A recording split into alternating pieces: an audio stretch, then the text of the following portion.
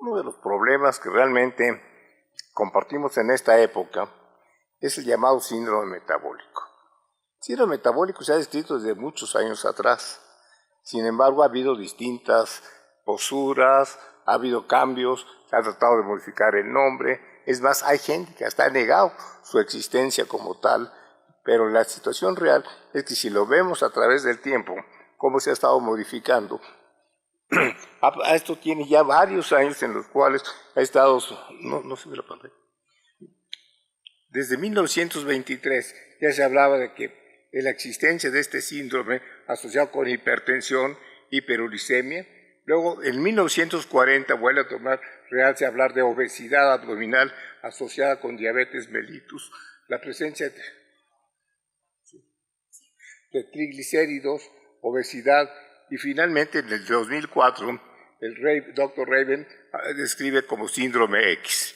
Sin embargo, siguen las discusiones y se habla de que más bien son factores de riesgo cardiovascular en los que existe obesidad, hiperglucemia, disminución del colesterol HDL, hipertriglicemia e hipertensión arterial. Sin embargo, ya siguiendo avanzando, tenemos como que los factores de riesgo cardiovascular se asocian precisamente con resistencia a la insulina, dislipidemia, hipertensión arterial y glucemia de ayuno alterada. Esta ha sido, como quien dice, la evolución a través del tiempo. Sin embargo, el hecho real es que estamos ante un problema bastante importante, que ha habido cambio desde el punto de vista de la epidemiología. Si vemos de 1976, sí, está.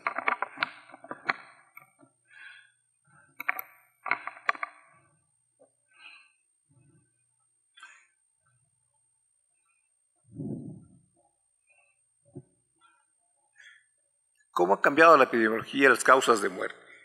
Y esto es precisamente en nuestro país. En 1976, los padecimientos que realmente dominaban eran las neumonías, las afecciones de periodo perinatal, las enfermedades infecciosas. Y como para el 2011,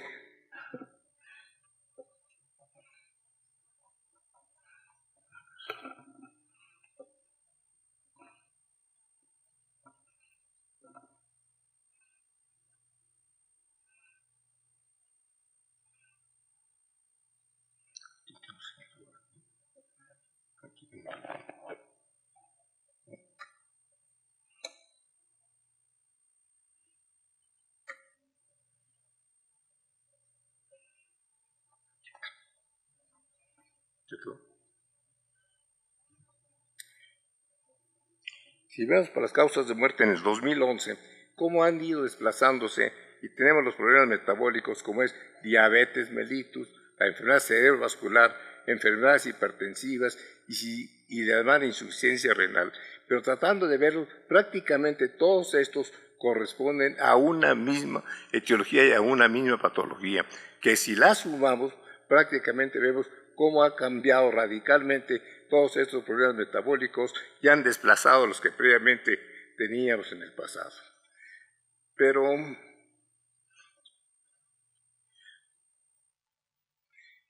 ¿qué sucede en México? ¿Y cómo está nuestra población y cómo estamos cambiando? La población en México ha aumentado, como ha aumentado en el resto del mundo. En el 1940 había éramos 20 millones de mexicanos y para el 2010 ya somos 112 millones. Obviamente que en ese periodo de tiempo tan corto ha habido una gran transición desde el punto de vista epidemiológico, que es la que actualmente estamos presentes y es la que estamos viviendo. Y eso tiene sus grandes repercusiones desde el punto de vista general, desde el punto de vista metabólico. ¿Cómo están los adultos? Ahora la expectancia de vida ha aumentado.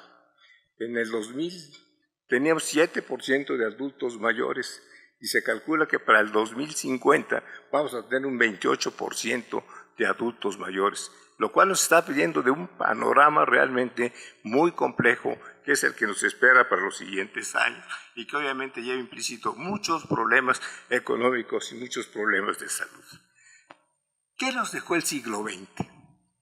El siglo XX nos dejó epidemias de obesidad, y nos dejó epidemias de diabetes tipo 2. Y las consecuencias las estamos viviendo. Es indiscutible que ha habido un incremento importante a nivel mundial de la expectancia de vida. Que ha habido un aumento en la población, que ha repercutido mucho en lo que es la urbanización, pero sobre todo lo que estamos viendo es la obesidad, cómo ha crecido y cómo se ha desarrollado en una forma explosiva en estos últimos años. Y estos hechos nos están cobrando el tributo y ya estamos viendo las consecuencias de lo que estamos aquí viviendo. Diabetes se asocia mucho a lo que es obesidad. Y nada más que estamos en una situación, diabetes mellitus tipo 2 es un padecimiento asintomático hasta que no llegan las complicaciones.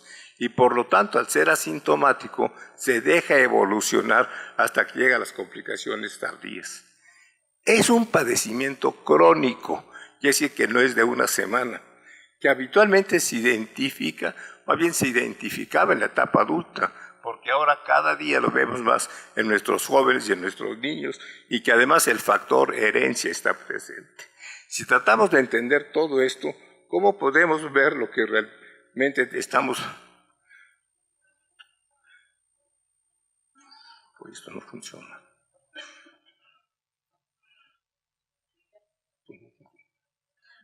Sí.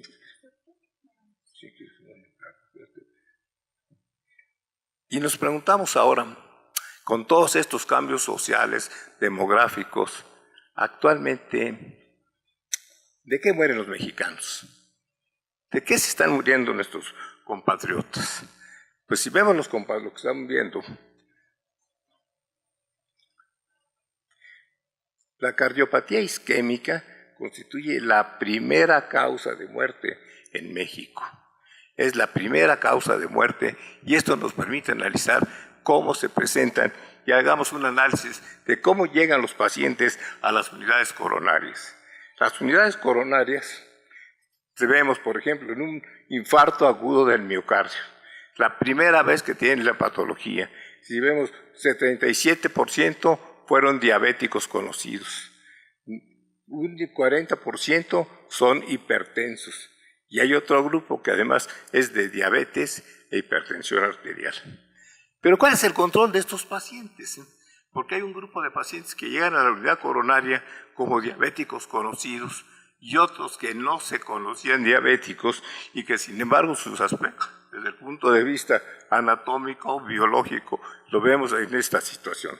Los pacientes diabéticos conocidos son pacientes que han recibido o están con tratamiento, muchas veces tratamiento múltiple. Y si vemos sus parámetros, vean cómo la hemoglobina glucosilada en los diabéticos, si esto fuera lo normal, todos andan con niveles elevados de hemoglobina glucosilada. Y los no diabéticos conocidos, pero que además llegaron a la unidad coronaria, vean sus niveles de hemoglobina glucosilada. Todos están descontrolados, con medicamentos o sin medicamentos. Pero no es el único parámetro que estamos viendo. Si vemos, por ejemplo, los triglicéridos, vean los triglicéridos en nuestra población.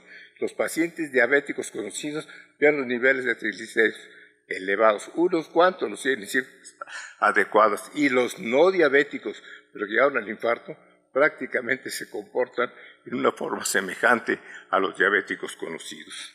Pero no nada más es el único factor que tenemos, porque como vemos el colesterol, lo mismo estamos viendo.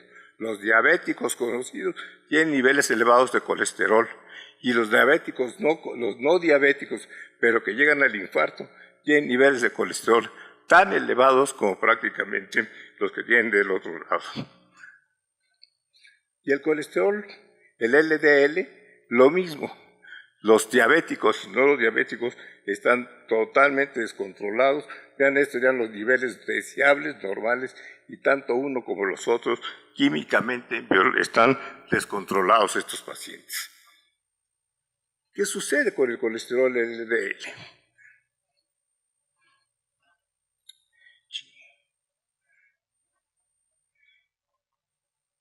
El colesterol bueno, el protector, están en niveles bajos, ambos grupos.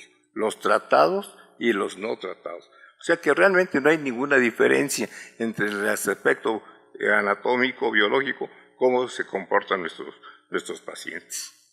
Pero esos son los diabéticos, esos son los que llegan a la unidad coronaria.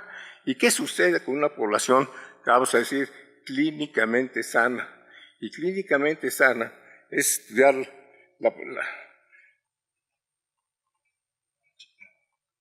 la prevalencia del síndrome metabólico.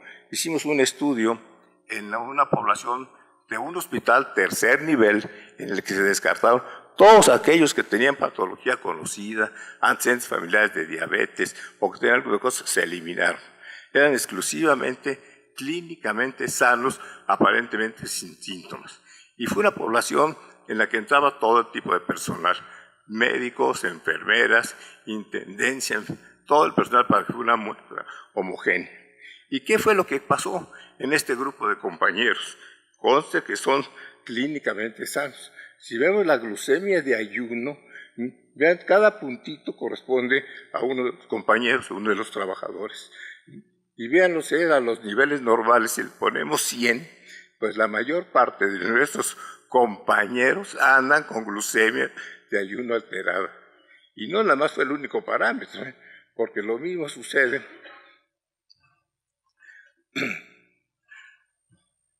con la glucemia postprandial. Se les da una carga de glucosa, 2 horas después checamos otra vez los niveles de glucosa y nuevamente empezamos a encontrar cada punto representa uno de los compañeros y estos son los valores normales de glucosa. O sea que lo que era realmente normal, que sería esta parte, prácticamente todos están descontrolados. Y el colesterol protector, el colesterol bueno, lo mismo. Casi todos están en niveles bajos y esta es la población estrella de un hospital tercer nivel en que ahí están los PDs, las gentes más importantes, los genios de la medicina contemporánea y vean las condiciones en las que se encuentran. Pero hubo una cosa muy importante, el interrogatorio, lo que nos refieren y lo que encontramos. Cuando preguntamos, oye, ¿tienes hipertensión arterial? Bueno, un poquito.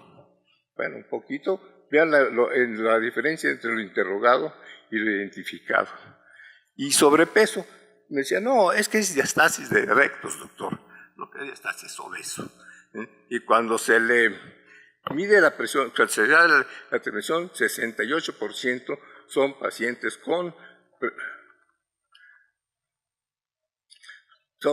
que tienen problemas de hipertensión y dislipidemia.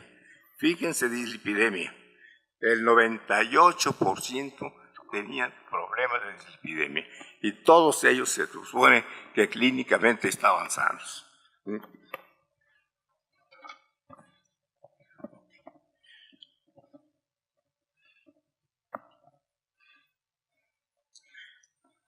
Estudiamos a los familiares de estos pacientes diabéticos que llegaron a la unidad coronaria y estudiamos por ver si son gentes que tienen un régimen parecido, hábitos semejantes, traen una carga genética, son los padres, son los hijos, y cuando vimos entre los diabéticos que llegaron a la coronaria y los familiares clínicamente sanos, vean que prácticamente todos estaban igual, los pacientes y los familiares.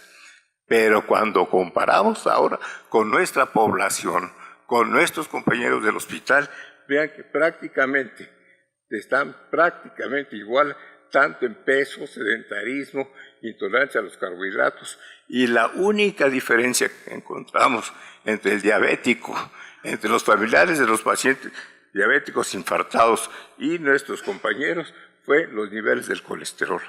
El colesterol HDL fue la única diferencia entre el infartado y el no infartado, lo cual quiere decir que tanto uno como el otro están prácticamente en factores de riesgo tan importantes y la mayor parte desde el punto de vista asintomáticos.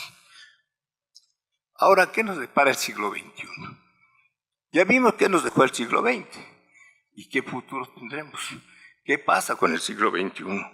¿Y qué es lo que estamos empezando a ver? Tenemos problemas de sistemas ambientales, económicos, agrícolas, políticos, la atención a la salud, los problemas geográficos, ecológicos, culturales, una serie de factores ambientales que están influyendo prácticamente en lo que estamos viendo.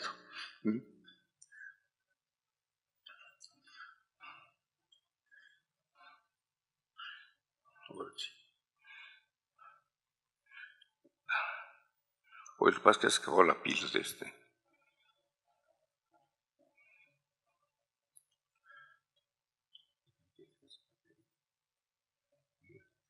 ¿Qué es lo que estamos viendo ahorita en el siglo XXI? Las empresas invierten millones de dólares en la comercialización de sus productos y son millonadas las que se están invirtiendo y seguimos teniendo el embate de todo lo que es el aspecto de comercialización. Y esto nos está afectando y es lo que estamos ya viendo ahorita en este siglo XXI.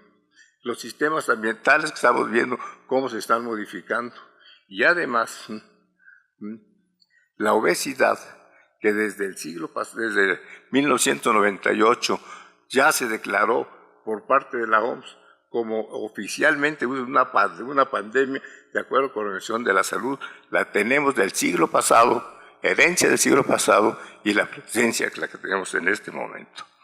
¿Qué va a suceder con todo esto? México, país número 1 en obesidad, sobre todo obesidad infantil. Y esto son datos relativamente recientes, siguen siendo vigentes. Más de 4 millones.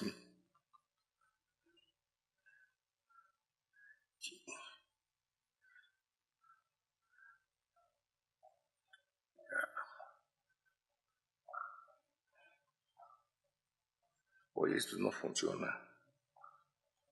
¿No tienes otro señalador? Porque ya se le fue la pila.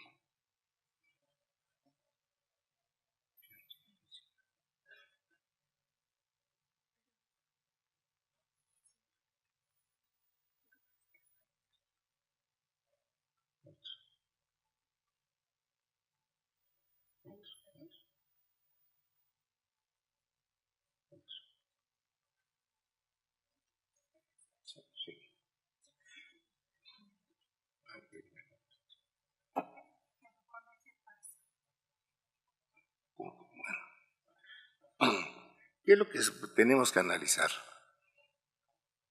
La salud de los adultos mayores se siembra en la juventud. No debemos esperar a llegar a las complicaciones tardías cuando ya tenemos que hacer la cirugía bariátrica para resolver un problema que debimos haber prevenido.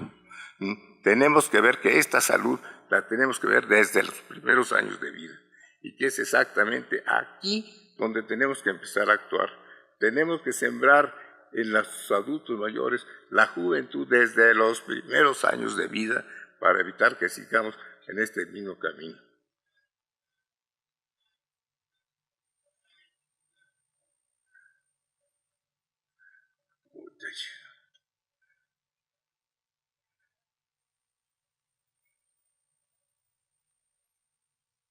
¿Quién va a hacer la prevención? Porque se habla de prevención, ¿eh? La prevención, la medicina privada no está haciendo prevención. Las instituciones, pues la realidad es que es muy deficiente hasta el momento actual. Los consultorios privados tampoco está habiendo prevención. O sea, tenemos que hacer conciencia que la prevención tiene que venir por otros lados y la prevención fundamentalmente será destinada al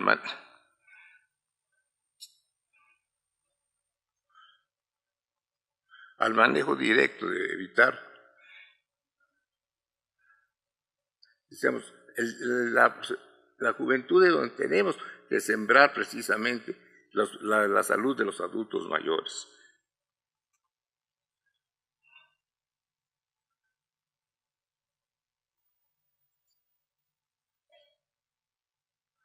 Ahora sí me falló esto. No jales. ¿Qué pasa?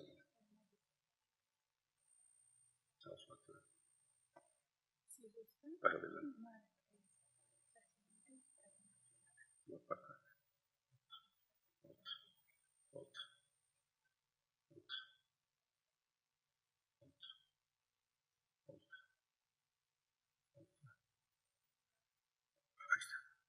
Para 2050 tenemos 166, se calcula, adultos mayores por cada 100 niños, lo cual la población adulta está creciendo.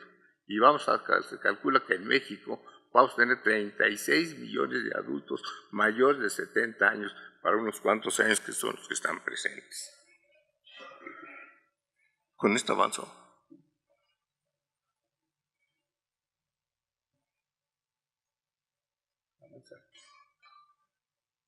¿Será esta la patología que tendremos que vivir ahora? Obesidad, diabetes, hipertensión arterial, aterosclerosis, problemas cardiovasculares, cerebrovasculares, disfunción pulmonar, cáncer. Es la patología que nos espera para este siglo XXI. Me pasa la que sigue, por favor. Pero tenemos un problema muy serio que no lo estamos analizando. La presencia de obesidad en los primeros años de vida. En los últimos años hemos visto cómo la obesidad en los primeros 6 meses de vida ha aumentado. Los lactantes, actualmente los primeros meses de vida, son críticos para el desarrollo de obesidad. Y si antes era un 8-10% de lactantes obesos a los 6 meses, ya andamos ahorita por el 20%, lo cual nos hace reconsiderar que algo estamos haciendo mal. Y ese mal, ¿será que la lactación tradicional, como se lleva, será correcta?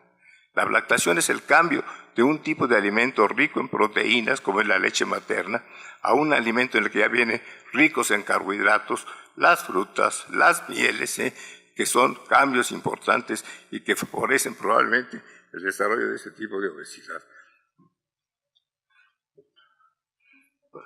Pásanos. Y es lo que veíamos, de 1980, que había 10.4 de niños obesos a 6 meses, ya en el 2001 era 17, y sigue aumentando, desgraciadamente, la prevalencia de obesidad en los primeros años de vida. Aquí es muy importante enfatizar, los niños con pecho, alimentados a pecho materno, desarrollan menos obesidad. En cambio, los que se mantienen con fórmula son los que desarrollan a corto plazo los mayores niveles de obesidad.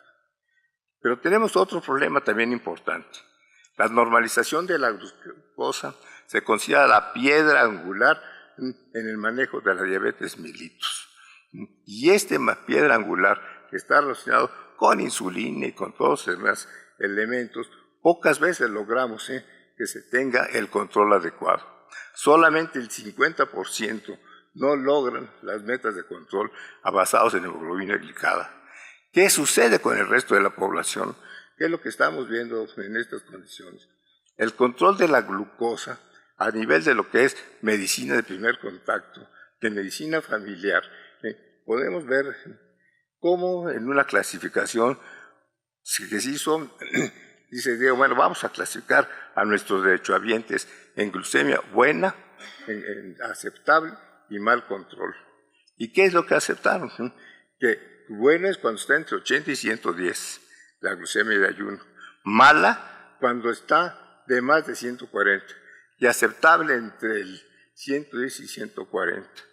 Pues el grado de control a nivel nacional, solamente el 17% de la población derechohabiente tiene un control en base de glucemia de tipo satisfactorio.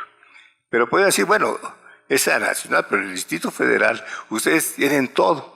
Pues no es cierto, porque estamos tan mal como el resto del país y el resto de los estados tienen las mismas situaciones de este grado de control. ¿Qué va a pasar con esta población que no está controlada? Estamos favoreciendo el desarrollo de complicaciones tardías, el desarrollo de problemas cardiovasculares. No nos vamos a dar abasto con los hospitales para curar, para las diálisis peritoneal, para el número de pacientes que van a tener que ser amputados. Pero también tenemos que cuestionar por qué hay esa pobre adherencia.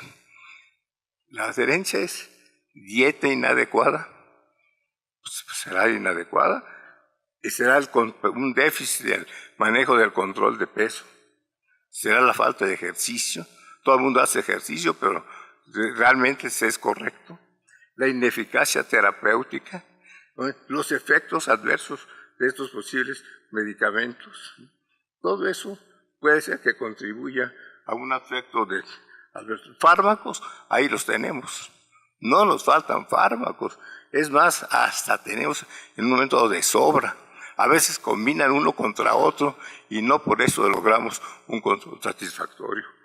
Cada día tenemos nuevos fármacos que vienen en camino y sin embargo, a pesar de que su costo se eleva, la eficacia desde el punto de vista terapéutico sigue siendo muy deficiente.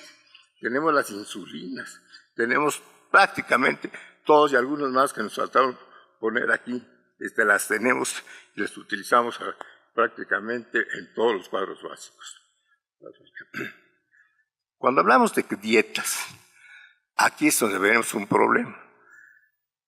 Aquí todos decimos, no comas huevo, no camarones, no langosta, no abulón. Oye, pues ¿qué comen?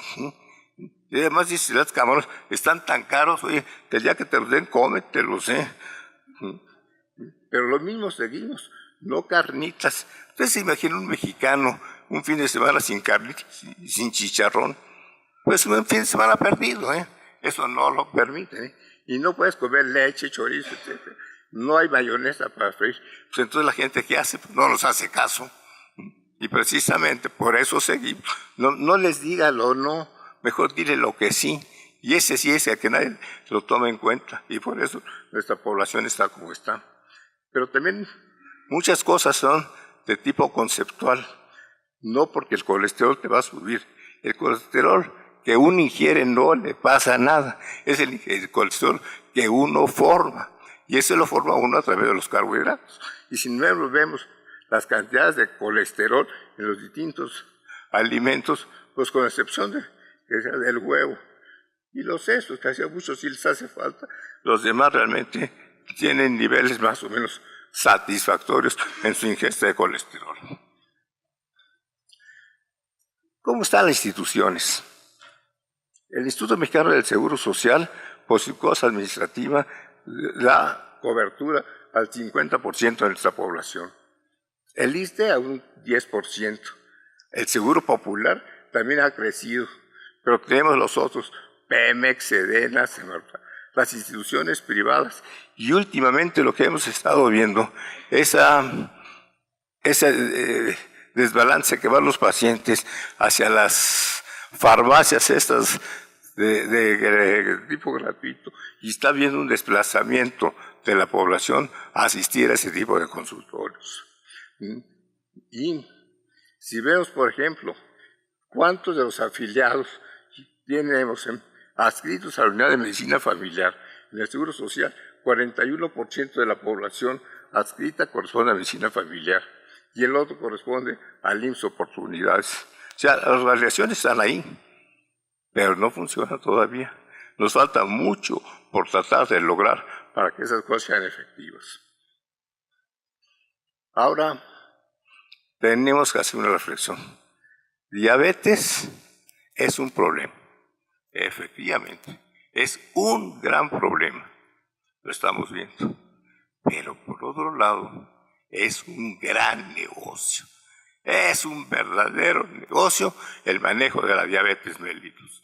Y nada más vean cómo están los costos en lo que se refiere a diabetes mellitus. Vamos a ver lo que sigue. Lo que cuesta por día al Seguro Social, 45 millones de pesos diarios en la atención del paciente diabético, en lo que es atención ambulatoria, hospitalaria, en diálisis peritoneal, rehabilitación, 45 millones de pesos diarios se están invirtiendo en tratar de resolver este tipo de problemas. Y cuando vemos los resultados finales, lamentablemente decimos, a pesar de las grandes inversiones, seguimos siendo muy deficientes en este gran problema que nos ha tocado vivir. En fin, esta es la historia natural en diabetes.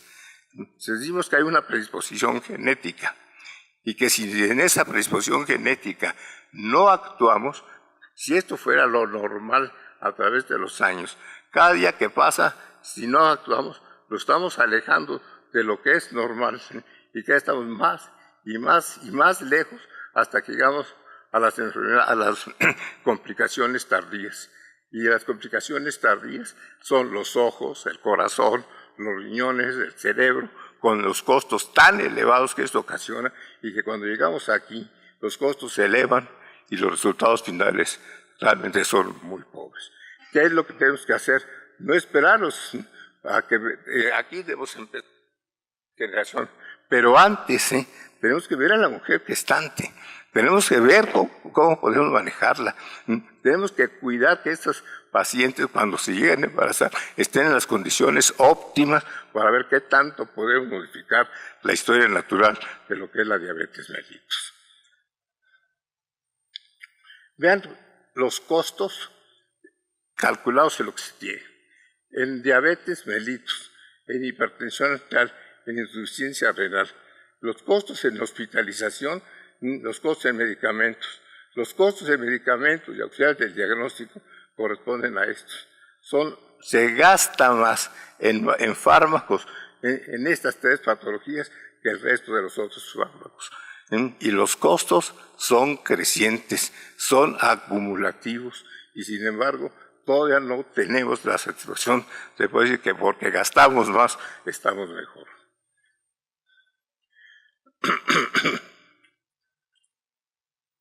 Ya hablamos de que tenemos que reconsiderar, si hay pobre adherencia, algo nos está fallando. Y si esto nos está fallando, tenemos que ver que si ya vimos cómo cambió la epidemiología, que este siglo XXI vamos a seguir igual, o vamos a dejar que la inercia nos lleve como nos llevó en el siglo pasado hacia ese tipo de complicaciones de tipo metabólico. Y es lo que realmente tenemos que hacer. ¿Podremos evitar esta tendencia en los siguientes años? ¿Podríamos modificarla en alguna forma? ¿O van a aparecer nuevos elementos como consecuencia de todas estas situaciones que estamos viviendo?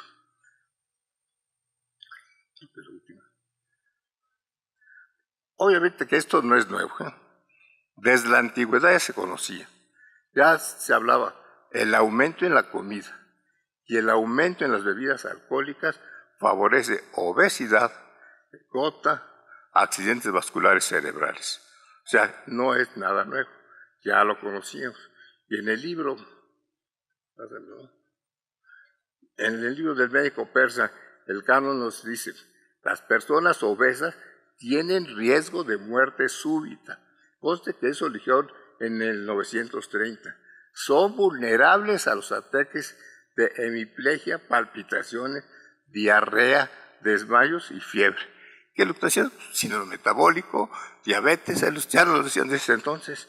Los hombres gordos son infértiles, también, ya nos lo dijeron, y producen poco esperma. Nada nuevo, todo eso, ya nos lo dijeron. Las mujeres no se embarazan, y si lo hacen, abortan, y su deseo amoroso es débil. O sea que han pasado los siglos y todavía seguimos nosotros en estas condiciones. Muchas gracias y agradezco su atención.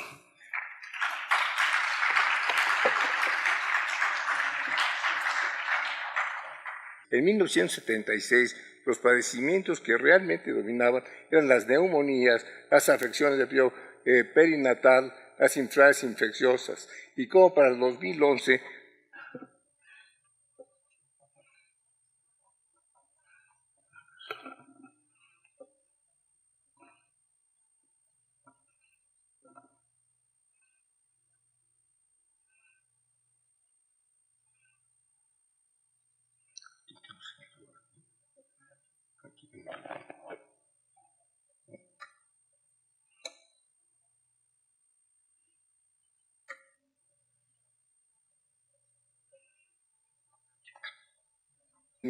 hipertensión arterial y glucemia de ayuno alterada. Esta ha sido, como quien dice, la evolución a través del tiempo. Sin embargo, el hecho real es que estamos ante un problema bastante importante, que ha habido cambio desde el punto de vista de la epidemiología. Si vemos de 1976, sí, ahí está.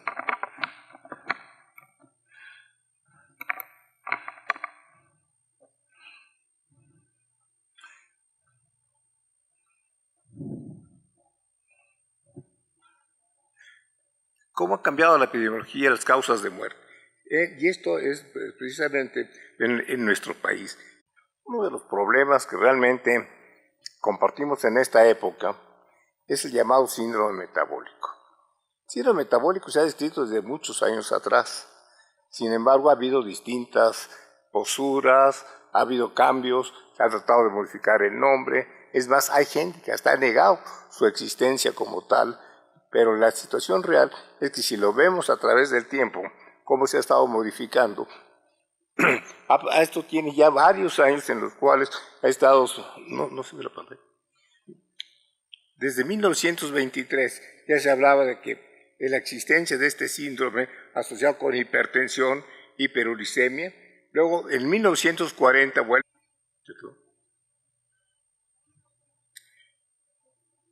Si vemos para las causas de muerte en el 2011, cómo han ido desplazándose y tenemos los problemas metabólicos como es diabetes mellitus, la enfermedad cerebrovascular, enfermedades hipertensivas y además insuficiencia renal. Pero tratando de verlo, prácticamente todos estos corresponden a una misma etiología y a una misma patología, que si la sumamos, prácticamente vemos cómo ha cambiado radicalmente todos estos problemas metabólicos y han desplazado los que previamente teníamos en el pasado. Pero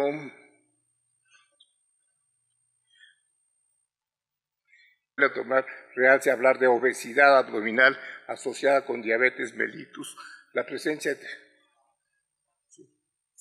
de triglicéridos, obesidad y finalmente en el 2004 el Dr. Raven describe como síndrome X. Sin embargo, siguen las discusiones y se habla de que más bien son factores de riesgo cardiovascular en los que existe obesidad, hiperglucemia, disminución del colesterol HDL, hipertriglicemia e hipertensión arterial.